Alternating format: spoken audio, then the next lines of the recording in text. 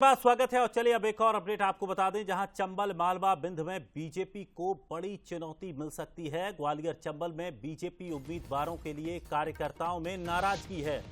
तो ग्वालियर मुरैना को उम्मीदवारी को लेकर कार्यकर्ताओं में नाराजगी है। लोकसभा उम्मीदवार भारत सिंह कुशवाहा विधानसभा चुनाव हार गए थे। बिंद में प्रत्याशी को लेकर भी स्थानीय कार्यकर्ताओं की नाराजगी देखने को मिल रही है। तो सीधी से राजेश मिश्रा, रीवा से जनार्दन मिश्रा बीजेपी के उम्मीदवार हैं। लोकसभा चुनाव में बीजेपी कांग्रेस के बीच यहां पर कड़ी टक्कर देखने को मिली है। इधर मालवांचल में धार, रतलाम, खरगोन में भी कड़ा मुकाबला हुआ है। धार, रतलाम, खरगोन में कांग्रेस की सबसे ज्यादा सीटें हैं। तो देखिए, मालवा निमाड़ में 66 विधानसभा सीटों में 47 सीटें कांग्रेस के पास हैं। पार्टी नेताओं के भ्रमण में फीडबैक जो मिला है उसने अब चिंताएं बढ़ा दी हैं। तो निश्चित तौर पर बीजेपी को एक बड़ी चुनौती मिल सकती है। उम्मीदवारों के लिए कार्यकर्ताओं में साफ तौर पर नाराजगी भी देखने को मिली है और यही वजह है कि जो अब नेता तमाम घूम घूम कर सर्वे ले रहे हैं, फीडबैक ले रहे हैं, उस फीडबैक में वो उन्हें संतुष्टिजनक आंकड़े नहीं मिल पा रहे हैं। इसकी वजह से उनकी चिंताएं भी बढ़ी हैं। चलिए अब इसके लिए देखिए, बंसल न्यूज के कुछ सवाल भी हैं कि आखिर ग्वालियर, चंबल, मालवा और बिंद किसके साथ है। क्या नतीजों पर उम्मीदवारों को लेकर नाराजगी का असर भी देखने को मिलेगा? क्या फिर इनके अलावा मोदी फैक्टर यहां मोदी मैजिक काम करने वाला है? और क्या आदिवासी सीटों पर भी बीजेपी को कड़ा संघर्ष करना पड़ा है? तो ये बंसल न्यूज के सवाल हैं, लेकिन इन सवालों के जवाब भी मिलेंगे जब नतीजे आएंगे। और नतीजे आपको बंसल न्यूज पर मिलेंगे 4 जून को सुबह से। लगातार पल पल का अपडेट आप तक पहुंचाएंगे। लेकिन उससे पहले ये जो तमाम जानकारियां निकलकर सामने आ रही हैं, जो आउटपुट मिल रहा है, उससे अब तमाम बीजेपी के दिग्गजों की चिंताएं जरूर बढ़ गई हैं।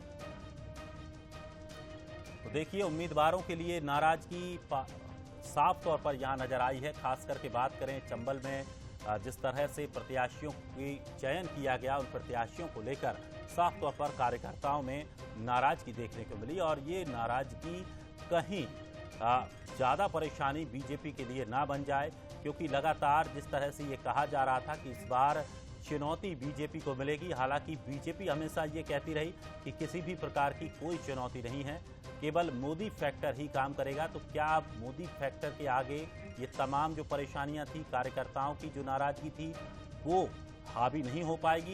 ये देखना बड़ा दिलचस्प होगा। चलिए, हमारे साथ हमारे सहयोगी सूरज हमारे साथ जुड़ गए हैं। सूरज, लगातार जो बीजेपी के तमाम दिग्गज नेता हैं, जब वो सर्वे लेने के लिए, जानकारी लेने के लिए फील्ड पर निकल रहे हैं, तो जो वहां से आउटपुट मिल रहा है वो संतोषजनक नहीं है। निश्चित तौर पर यह माना जा रहा है कि बीजेपी को बड़ी चुनौती इन चुनावों में मिली है और इसकी मुख्य वजह यह रही है बीजेपी के जो प्रत्याशियों का चयन किया गया है, उन प्रत्याशियों के प्रति कार्यकर्ताओं की नाराजगी रही है। क्या अपडेट है?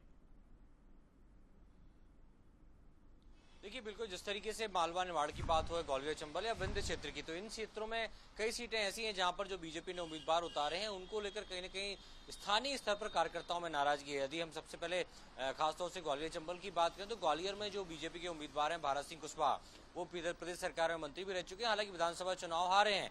ऐसे में कार्यकर्ता नहीं चाहते थे कि हारे हुए उम्मीदवार को फिर से दोबारा चुनावी मैदान में उतारा जाए। इसके साथ ही सिंधिया समर्थक भी कहीं ना कहीं जो कार्यकर्ता है वो नाराज हैं। इसके साथ ही मुरैना सीट की बात करें तो मुरैना सीट में भी शिवमंगल सिंह तोमर को लेकर कहीं ना कहीं कार्यकर्ताओं में नाराजगी है और यही कारण है कि उतनी ताकत के साथ कार्यकर्ताओं ने मेहनत नहीं की है।